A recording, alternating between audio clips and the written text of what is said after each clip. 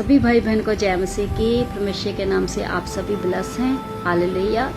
तो जैसे कि आप जानते, पिछले दिन ही परमेश्वर के आत्मा ने आपको मेरे द्वारा ये वचन दिया था कि जैसे कर्म और विश्वास, हालेलुया, कि कर्म और विश्वास कैसे हमने करना है। हालेलुया।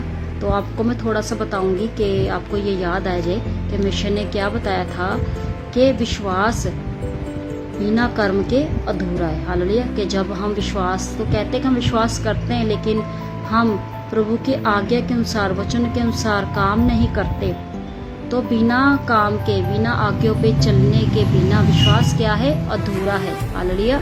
तो इसीलिए परमेश्वर का वचन ये कहता है कि अगर हम विश्वास करते हैं तो परमेश्वर के आज्ञा के अनुसार हम काम भी करें, हम कर्म भी करें। क्योंकि जैसे वचन में मैंने पिछली बार बताया था कि बिना कर्म के कि आपका विश्वास मरा हुआ है। एक इंसान का विश्वास जब वो कर्म नहीं करता, वचन के द्वारा काम नहीं करता, उस पर चलता नहीं है, उसके अनुसार प्रभु की आज्ञा पे काम नहीं करता, तो उसका विश्वास क्या हुआ? मरा हुआ है। हालेलुया। जैसे एक जीवित प्राणी है, एक इंसान चल फिर रहा है लेकिन वो अगर उसमें आत्मा नहीं है, वो आत्मा के बिना क्या होगा? वो मरा हुआ होगा। इसीलिए परमेश्वर कहता तुम्हारा विश्वास भी बिना कर्म के, अगर आप कर्म नहीं करते, काम नहीं करते, तो वो मरा हुआ है। तो मैं पवित्र बाइबल से आपको बताऊंगी, जो परमेश्वर ने मुझे पवित्र वचन में बताया कि कैसे परमेश्वर ने पुराने नियम में परमेश्वर ने जो पहला प्राणी प्रभु ने आदम को बनाया था और उसकी वाइफ हवा को बनाया था। हालेलुया। तो हम उत्पत्ति पुस्तक में पढ़ेंगे।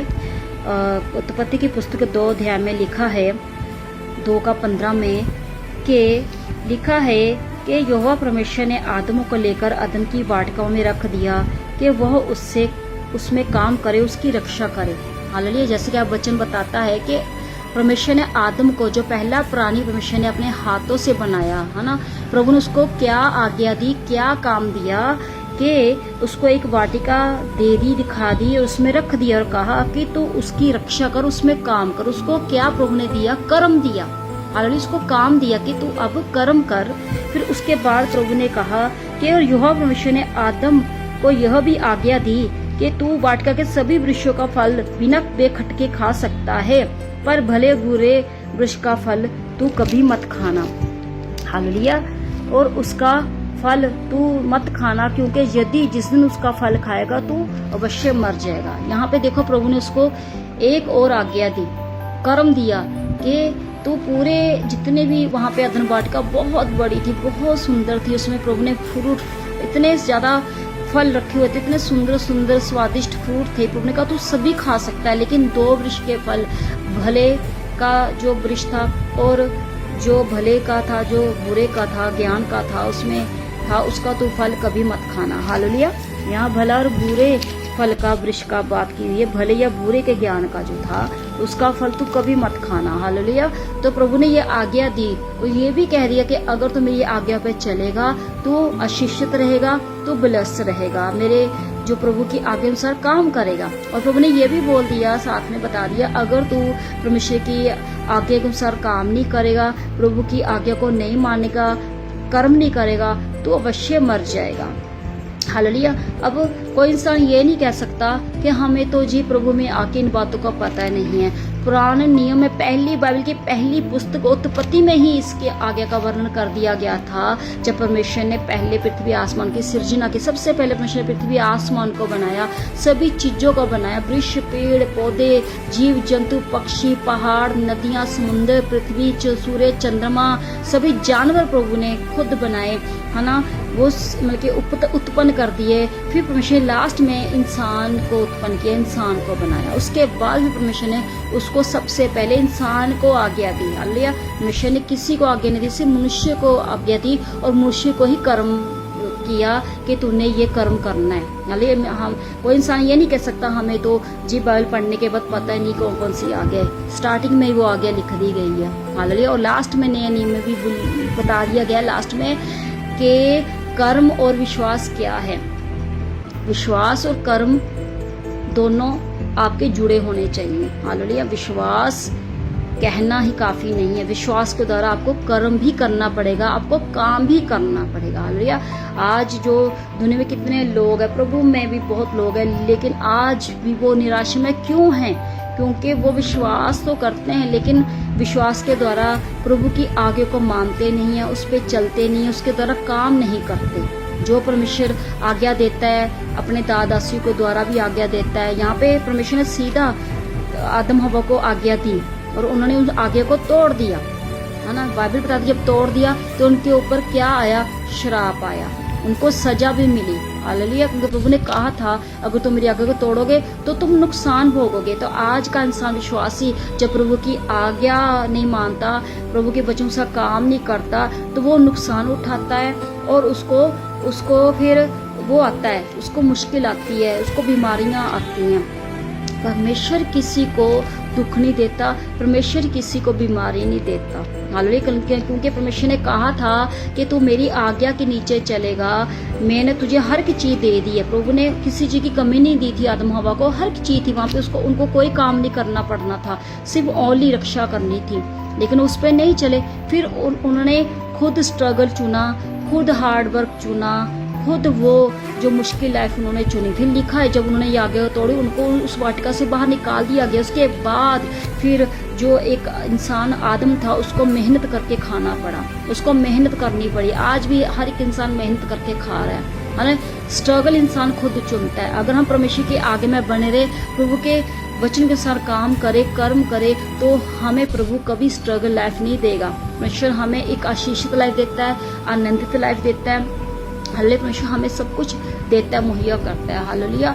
और इंसान प्रभु की आज्ञा से बाहर होकर, प्रभु से दूर होकर उन्होंने अपनी स्ट्रगल लाइफ को चुन लिया है, उन्होंने परेशानियों को बुला लिया है, बीमारियों को चुन लिया है ना। कोई भी बीमारी, कोई भी स्ट्रगल लाइफ खुद इंसान के पास नहीं आती। लिखा है बाइबल में कि इंसान खुद परीक्षा में पड़ता है, खुद अपनी इच्छा में चला जाता है, पाप में चला जाता है और पाप को जन्म देता है, तो तभी वो पाप में फंस जाता है और वो संकटों में फंस जाता है। हालेलुया। तो इसलिए वो परमेश्वर की महिमा से दूर हो जाता है, परमेश्वर की आज्ञा से दूर हो जाता है। जब प्रभु की आज्ञा से आप दूर हो जाओगे, परमेश्वर की हुजूर से दूर हो जाओगे, फिर डेविल के हाथ में पड़ जाते हो। उस डेविल के हाथ में पड़ जाते हो जो इंसान को दुख देता है, बीमारियां देता है ना। जिसने परमेश्वर से इंसान को दूर किया है ना, वो है वो झूठा शैतान जो हमेशा शुरू से झूठ बोलता है। यहाँ पे लिखा भी है, जब लिखा है वो वाटिका में घूम रहे थे दोनों, आदम हवा, और उसकी जो पत्नी थी हवा, वो वहाँ पे घूम रही थी। तो लिखा है, यहाँ पे बताया जा रहा है कि जब वो जो जानवर था, सपर था, शैतान सपर के रूप में आया, सांप के रूप में आया, और उसने उसको हवा को क्या कहा कि क्या सच है कि परमेश्वर ने कहा तुम इस वाटिका के किसी वृक्ष का फल नहीं खाना। स्त्री ने सपर से कहा इस वाटिका के सभी वृक्षों के फल हम खा सकते हैं, लेकिन पर वो वृक्ष जो परमेश्वर ने कहा है उस वाटिका के बीच में है, उसका फल हम नहीं खा सकते।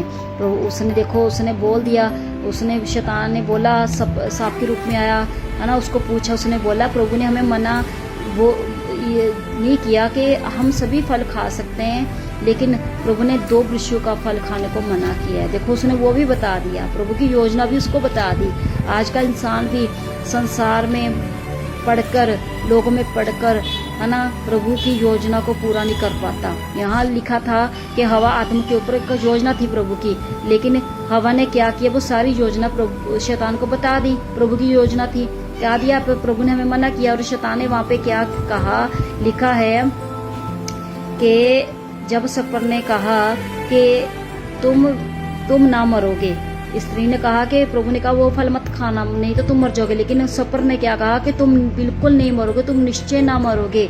उसने कहा वन परमेश्वर आप जानता है कि जिस दिन तुम उसका फल खाओगे उस दिन तुम्हारी आंखें खुल जाएगी और तुम भले बुरे का ज्ञान पाकर मनुष्य के तुल्य हो जाओगे। उसने क्या किया, उसने भड़का दिया, उस हवा को खिलाफ कर दिया, उसके माइंड को उसने चेंज कर दिया, उसकी सोचों को चेंज कर दिया, और हवा उसके भरमाने में आ गई। हवा उसके भरमाने में आ गई और फिर उसने वही गलती की जो परमेश्वर ने मना किया था। हालेलुया। उसने क्या किया, कर्म के उल्ट कर दिया, प्रभु का वचन तोड़ दिया। यहाँ पे भी जब एक इंसान विश्वास के द्वारा प्रभु के पास जाता है ना, कर्म के वचन से कर्म करते तो वो ब्लेस होता है। लेकिन जब वो परमेश्वर की हुजूर से हट जाता है, विश्वास से हट जाता है, कर्म नहीं करता, अपनी सोचों में चला जाता है, चाहे कोई सोचे किसी भी द्वारा आई हो, चाहे किसी भी द्वारा कोई कहा तू कहाँ जाने लग गया, तू किस काम में पड़ गया, ऐसे थोड़ी होता है ना। ये कौन सा है परमेश्वर, ऐसा है वैसा। जब हम दूसरों की बातों में आ जाते हैं, तू यहाँ जा वहाँ जा छोड़ दे, तो तब वैसे ही वो शैतान हमें भरमाता है, लोगों के द्वारा भरमाता है, अपने पास के लोगों के द्वारा भरमाता है, ऐसा ना कर वैसा ना कर, ऐसा नहीं होता। वो क्या भरमाना, आज भी मनुष्य भरमाया जाता है। जैसे हवा को भरमाया, आदमों को भरमाया शैतान ने, आज भी मनुष्य भरमाया जा रहा है। उसी भरमाने में आकर इंसान गलती कर बैठता है। और जैसे हवा ने सांप का कहना मान ले, शैतान का कहना मानकर उस फ्रूट को खा ले जो प्रभु ने मना किया था, उसके ऊपर क्या आया, श्राप आया और उनको सजा मिली और उनको स्ट्रगल लाइफ में जाना पड़ा, मुश्किलों में जाना पड़ा, बीमारियों में जाना पड़ा।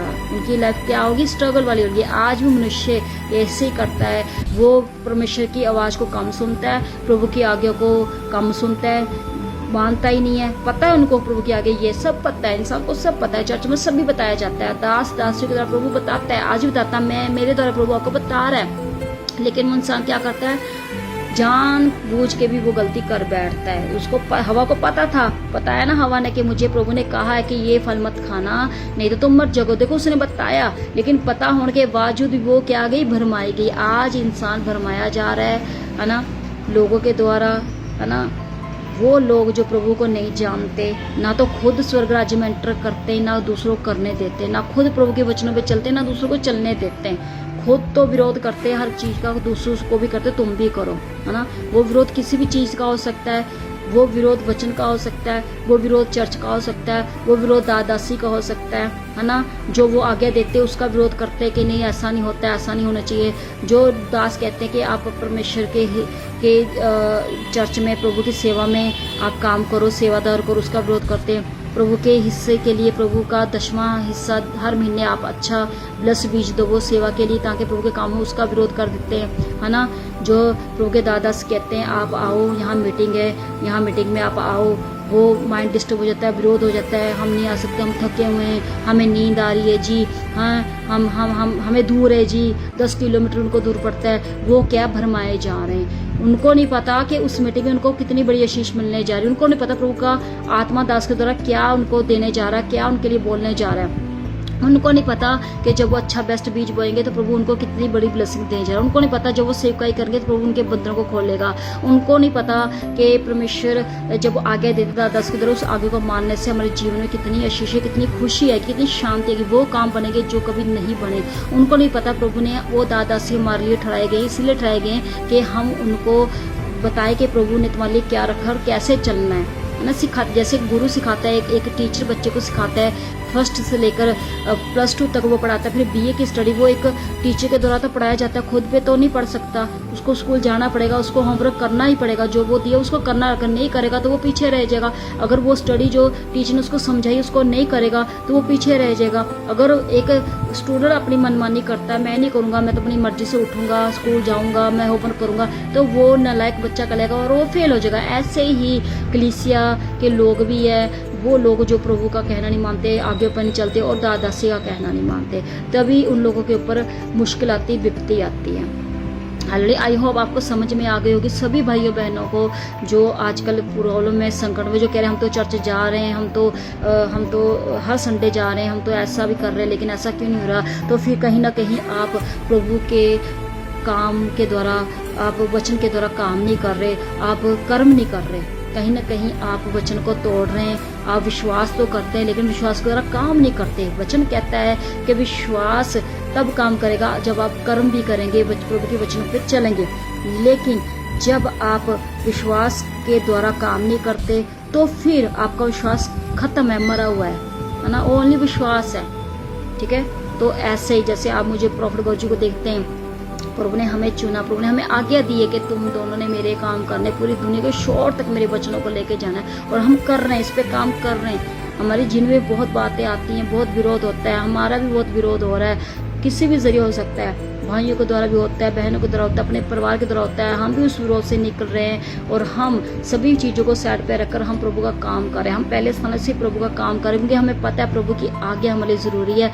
इंसान से बढ़कर हमें परमेश्वर की आज्ञा को मानना है। हालेलुया। जैसे जब पौलुस और सिलास जब प्रभु का काम कर रहे थे तो उनको लोगों ने उनको पत्थर मारे, उनको भड़काया और सैनिकों को कहा तुम इस नाम का प्रचार मत करना। लेकिन उन्होंने कहा क्या हम परमेश्वर की आगे से बढ़कर इंसान की आगे को माने? हाँ, परमेश्वर की आगे को मानेंगे। तो इसलिए भाई बहनों, हमें मनुष्य की आगे को नहीं मानना, हमें परमेश्वर की आगे को मानना है। तो लगातार अपने चलते जाना है। हम भी लगातार चलते जा रहे हैं, हम भी प्रभु के काम करते जा रहे हैं। बहुत लोग कहते हैं कि आपके पास चर्च नहीं है, आपके पास भवन नहीं है, आप तो ऐसे ही हो। मैं कहा प्रभु ने हमें जो दिया है वो शरीर में अभी नहीं दिखाई दे रहा। प्रभु ने हमें आत्मा में सबको दे दिया। आत्मा में हमने देख लिया जो प्रभु ने हमें दे चुका है, और शरीर में भी आना बाकी है। प्रभु शरीर में बहुत जल्दी हमें देने जा रहा है। हाले। लेकिन आज का इंसान जब शरीर में आता है ना, तब विश्वास करता है। हमें पहले शरीर में मिले, प्रभु दे, तब हम विश्वास करें, तब हम चलेंगे।